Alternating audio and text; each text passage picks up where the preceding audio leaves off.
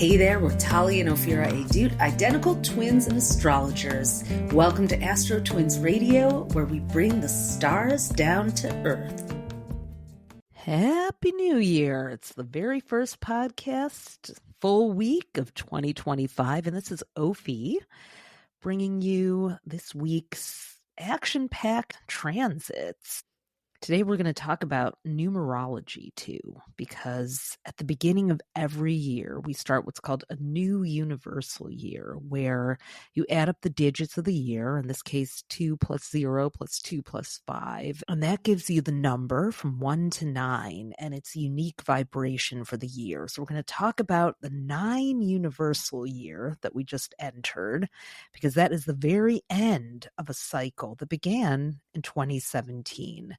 And lots of interesting parallels happen in there. We've also kicked off Monday so action-packed. We've got Mars retrograde backing out of Leo into Cancer.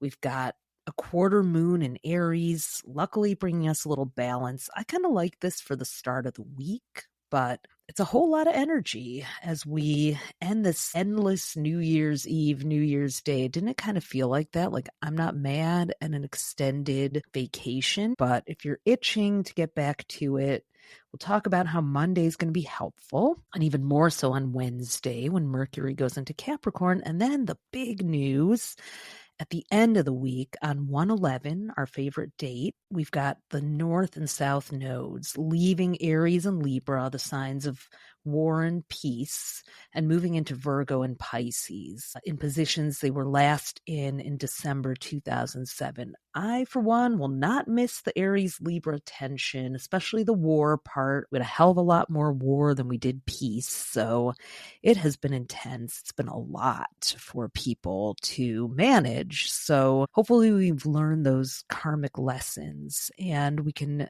ease into this new phase that's kind of, I like to call it, the left and the right brain of the zodiac. So let's start with Mars, that fiery red planet, the planet that rules action. On the positive side, it's dynamic. Mars lights a fire under us and gets us moving. It is the planet of courage and bravery and action and decisiveness, and we could all use more of that in our lives, especially after the holidays. But it also can rule aggression and anger and violence, and was opposite Pluto, which is hidden agendas and some of the more sinister kind of even terror things that happen on New Year's Eve and in the days surrounding. And we saw the terror attack in New Orleans. Someone blew up a cyber truck in Las Vegas. We saw a lot of acts of violence, which we warned against when Mars and Pluto go retrograde. They're hot-headed planets. Pluto was in Aquarius, which rules crowds and groups and parties, and Mars in Leo, which is a fire sign,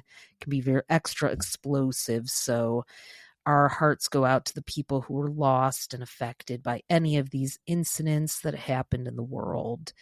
So Mars has been in Leo since November 3rd, and it's been retrograde since December 6th.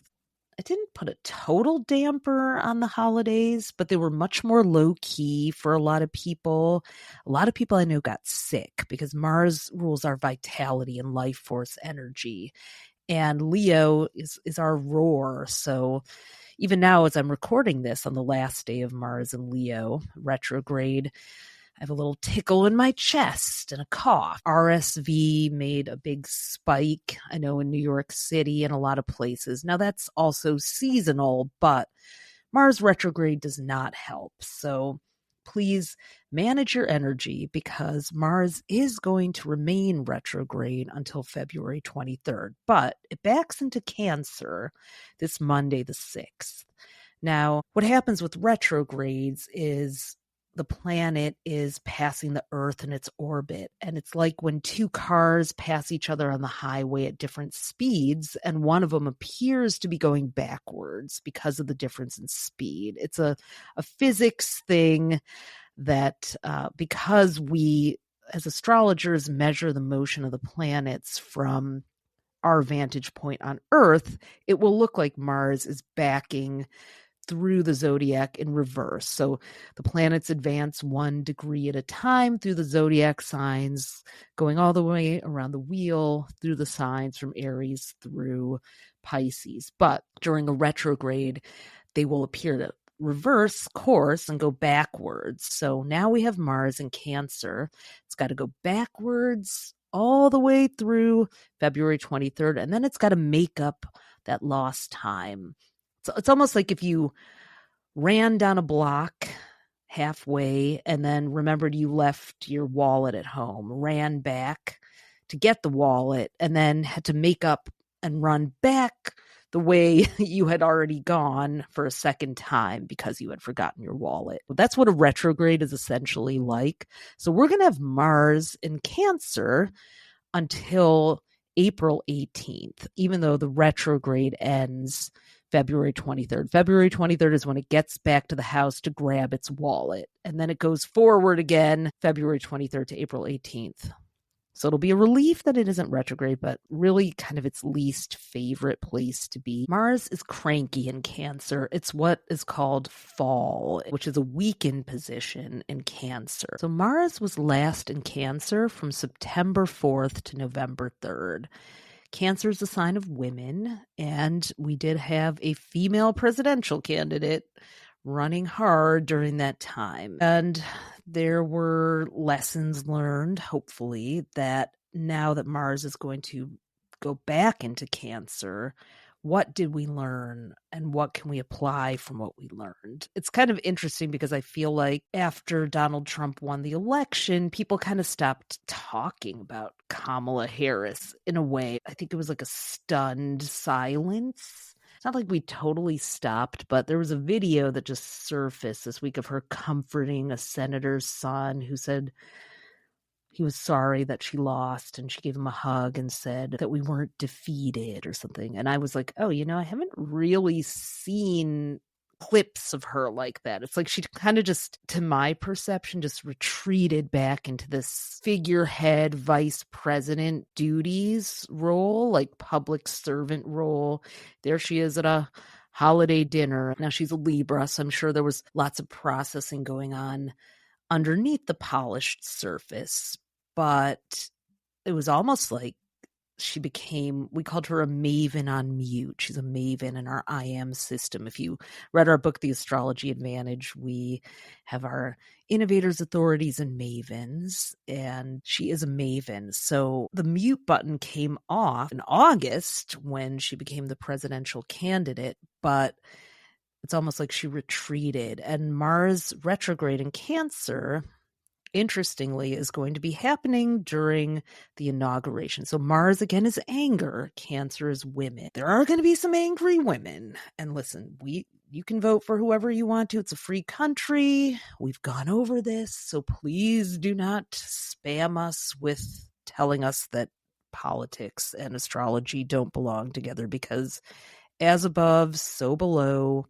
The personal and the planetary are political in our world, and it's all connected. So we will be talking about it as much as we need to here, and helping you process and make sense of the things that are happening on our planet through a cosmic perspective. So from a cosmic perspective, Mars retrograde in Cancer could awaken a lot of latent women's anger and rage, not going to lie, especially around that inauguration day. Now, in a little bit, I'm going to talk again about the 9-year and the lunar nodes, because they are overlapping in some very interesting ways with early 2017 and the Women's March in Washington.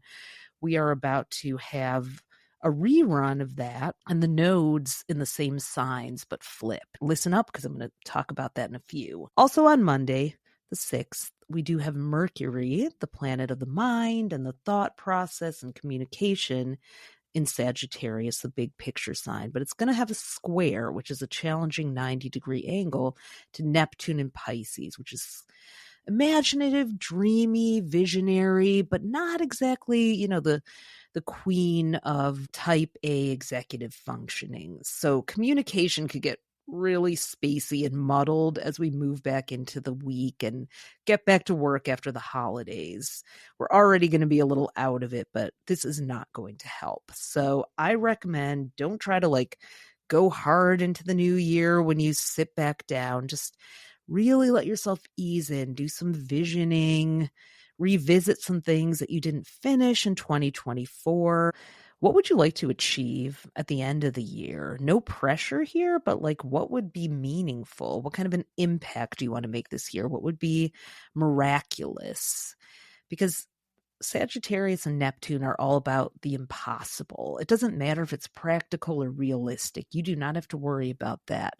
What you really want to be thinking about is what would constitute a real breakthrough, a real quantum shift for you if you could achieve it. It doesn't have to be huge, but what would be an interruption from the norm and from what you would expect? Let yourself write that down, dream about it, imagine it, act as if, do a little law of attraction work on Monday. And we have this balancing quarter moon in Aries. Aries is so self-believing and trailblazing and pioneering. So tap into that confident, brave energy too. In our Cosmic Closure webinar that we did at the end of December, we gave a kind of a how to close out the year for the different 4 elements of the zodiac. And we quoted the founder of Girls Who Code, Reshma Sajani, and she said, be brave, not perfect. So that is a really good mantra for Monday.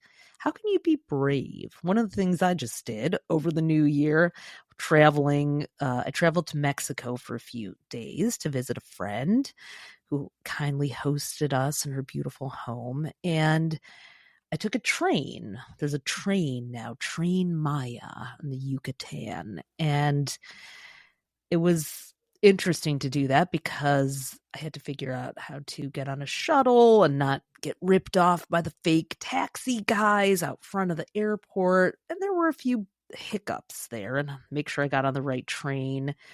Really great train, by the way. If you are traveling through the Yucatan, this train is clean and awesome, and just I highly recommend it. You can go all over the Yucatan on this thing now, and it's very nicely built. But I did it alone too, so Tali reminded me that it was kind of a brave thing to do. And we stayed in this little town called Valladolid, not on the beach, not in our usual spots. And, had to really kind of live like I lived in Mexico on a day-to-day basis. So that was a fun adventure and required a little bravery because it wasn't full, unplug vacation at all. It was kind of the opposite of that. All right, this is I just picked up my life and moved to a different country. So I thought that was a really good experience and built some character. And I now feel wow, I did something that I didn't do it perfectly. Yes, I did get ripped off by a taxi driver when the shuttle bus refused to drive me to my terminal, and I'm down $15 and a whole lot more ego and pride. I'm a New Yorker, I'm a Detroiter, and I get ripped off by cabs like that. But I did, I confess. So a little humbling.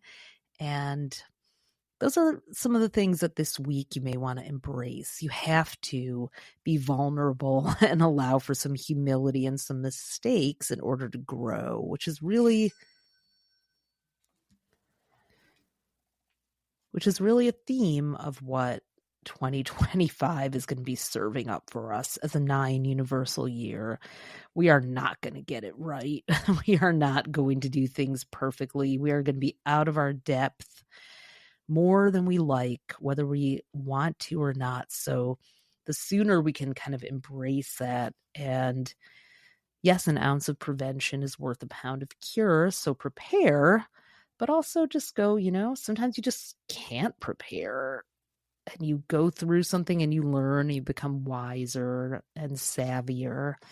And that's the gift of it. So I feel like I got a preview of what's to come in Mexico that I hadn't signed up for, but I am finding gratitude for in hindsight. Now, speaking of preparing for 2025, you do not have to do this without a map, because on January 12th, this coming Sunday, we have our annual webinar, 2025 Planet by the Planets. It's a 2-hour masterclass where we'll go through every sign and all the major transits of the year in this really practical, informative way where you can use it to craft a roadmap for your year ahead. Most of us go into the new year either with this like manic high of hope, or just like total denial, let me ostrich out for a little longer because this just feels like way too big of a bite to take off. So every year we do this Planet by the Planets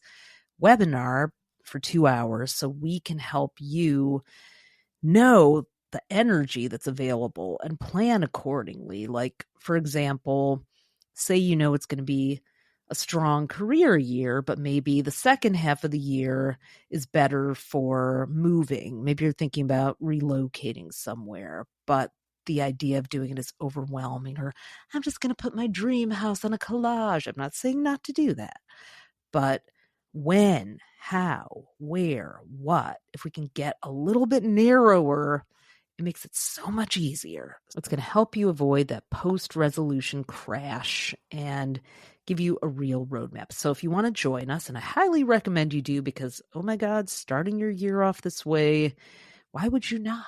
Why would you not want to start an entire year off aligned with the stars? Tickets are only available if you have one of our 2025 horoscope books or planners. You can get any format. You can get the PDF. You can get the paperback. You can get a bundle. They all will come with the ticket all the way up until January 12th. So this is your last week to get it.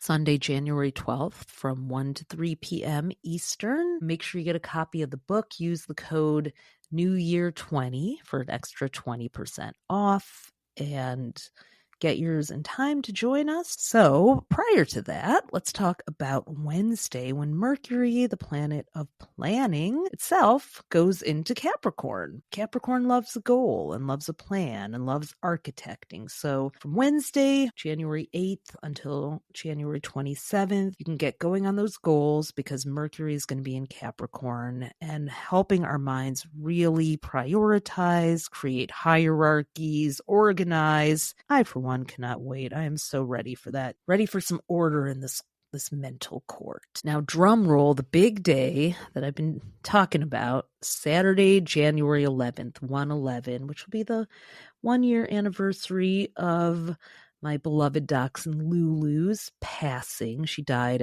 at 1:11 a.m. on 1/11 in 2024. Some of you guys were along with me for that experience, and she was in my arms for some of our final webinars in 2023. The 17-year-old dachshund. She was around for a good long time. So that's a special day, but it's also in the stars the beginning of the North Node's journey through Pisces and the South Node's through Virgo. Now, Virgo is the left brain of the zodiac signs, and Pisces is the right brain. So we're moving away from the South Node toward the North Node, but there's always this dynamic pull between the two. There's this quest to balance. We are ending the Aries North Node, which is conflict and war, and the Libra South Node that we had for the last 18 months. So as you can see, Libra themes of peace and harmony kind of went underground, and the Aries spirit of war and fighting and aggression really surfaced more strongly. Now, Pisces is mystical and spiritual and artistic and healing. Very much looking forward to more of that. But it can also be things that are hidden, including hidden enemies and things going on below the surface, and secrets and confusion and subterfuge. So we're probably going to see more of that too. Virgo is data and analysis and AI kind of things. There's enough influence in that area from other planets in 2025 that the Pisces North Node is going to be a very nice counterbalance and you'll learn about that if you join us on the 12th for Planet by the Planets, why we have a very kind of tech-heavy year, but also the Pisces North Node maintaining and cultivating a sense of wonder and awe and discovery is a really important thing to do while the North Node is in Pisces. So it's going to be there until July 26th of 2026. Now, interestingly, the last time the North Node was in Pisces was 2007. So that was the year that the iPhone debuted. And I think that's such a perfect example of Virgo Pisces. Now, Steve Jobs was a Pisces, and he debuted the iPhone. No coincidence there, but I feel like the iPhone was the perfect kind of merging of art and technology. It unleashed digital photography for the mainstream. Pisces rules photography, iPhone photos, selfies. I mean, photography has not been the same since the last Pisces North Node. Also in 2007, Nancy Pelosi became Speaker of the House. And the year before that, but during the Pisces North Node time, because it was from June 2006 to December 2007, Twitter actually launched, which is, I feel like it's now gone more to the Virgo side, but because Virgo is that kind of chit chat, opinions, but there was a free flowing kind of Pisceanness about it. It was, people started talking openly about things and forming communities. Twitter, when it first started, was very kind of for the people and flowy and fun and interesting, and another place to post photos and feelings and thoughts. So here's what's interesting. 2007 was also a 9 universal year. And the halfway point between 2025 and 2007 was 2016. And that was the last 9 universal year. So we had 2007, 2016, and 2025, all as 9 years. And in all of those years, the nodes were in Virgo and Pisces. The halfway point, 2016, they were in reverse. The North Node was in Virgo and the South Node was in Pisces. But from November 2015 to May of 2017, we had the nodes in Virgo and Pisces. Interestingly, that we had a Trump election, an inauguration in early 2017, the last time that the nodes were in Virgo and Pisces, and the last 9 year. And we're going to have another one during this 9-year Virgo Pisces node cycle, about a week after that. And both times he ran against a woman. He had 2 elections that he ran against a female candidate in 8 and 9 years. I am still chewing on what that all means, but I think it's really curious when history repeats itself with both astrology and numerology there. What lessons do we still need to learn about Virgo? I mean, Virgo is the media. Pisces is that obscurity. 2016, the last 9 year, brought us fake news and all the Russian election meddling, very Virgo Pisces. We had Beyonce's Lemonade album. She's a Virgo. What did happen in that elevator? And here we are again with the controversy with Jay-Z in another way in the Virgo Pisces nodes and moving into a 9 year. So that should probably heat up. We had Brexit.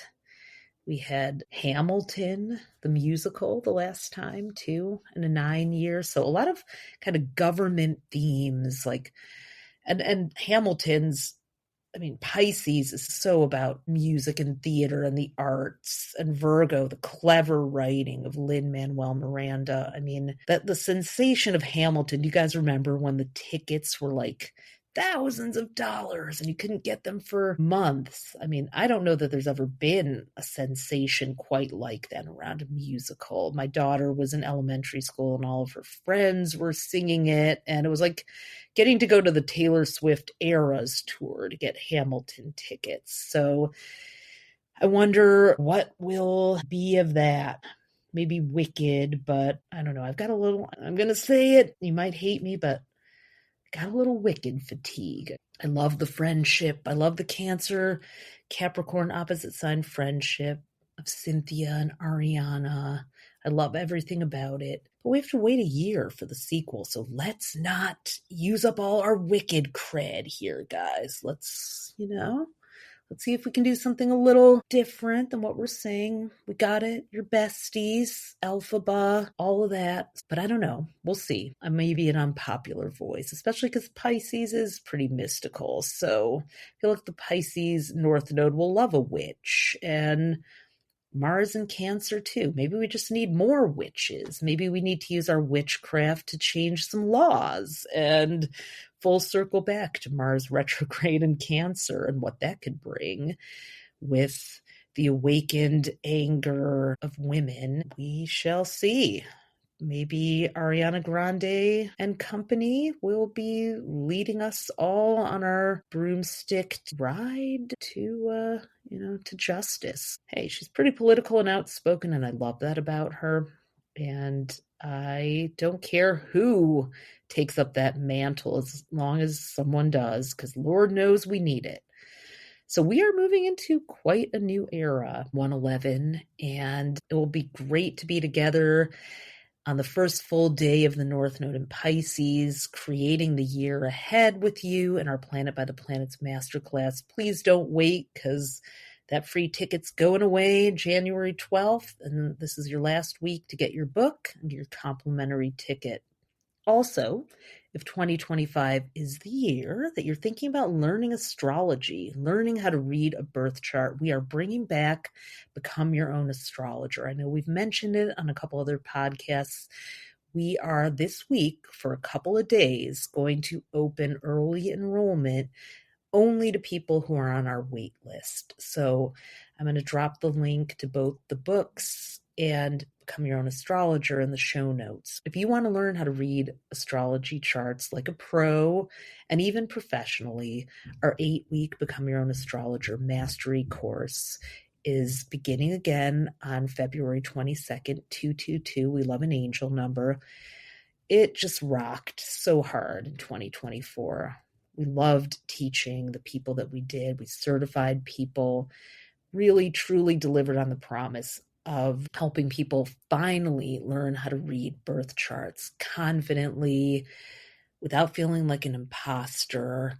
Some of them already were astrologers and now feel confident opening or building their practices. Some wanted to learn it just for their own gratification and to help themselves and the people around them. Some people are getting ready to start businesses and doing the certification that's optional. It's an amazing program. We really help you learn how to understand what we call the 4-part puzzle of the birth chart. Planets, zodiac signs, houses, and aspects. What are all those squiggles and hieroglyphics you're looking at? You will actually understand how to read that.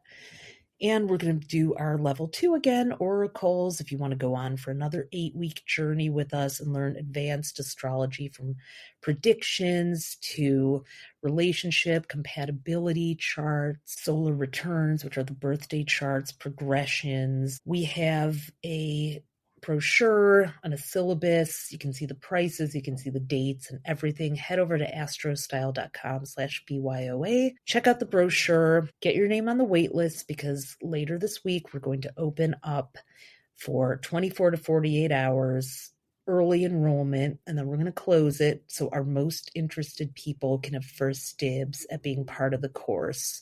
We want to fill it up with people who are passionate and excited and really ready to learn. So if you're one of those people, definitely head over to astrostyle.com/BYOA. Get your name on the wait list for your early access invitation, because once the course fills up, you can miss your chance. A lot of people did last year. So if you're one of those people, don't let it happen again. I can't imagine going through this decade without astrology in my toolkit, and would absolutely love to teach you how to do the same. So wishing you a really powerful first full week of 2025. And yeah, we'll hopefully see you on the 12th and back here again next week. As always, thanks for listening. You can discover more of your star power at astrocell.com and be sure to follow us on social at AstroTwins. Join us next time for more cosmic fun.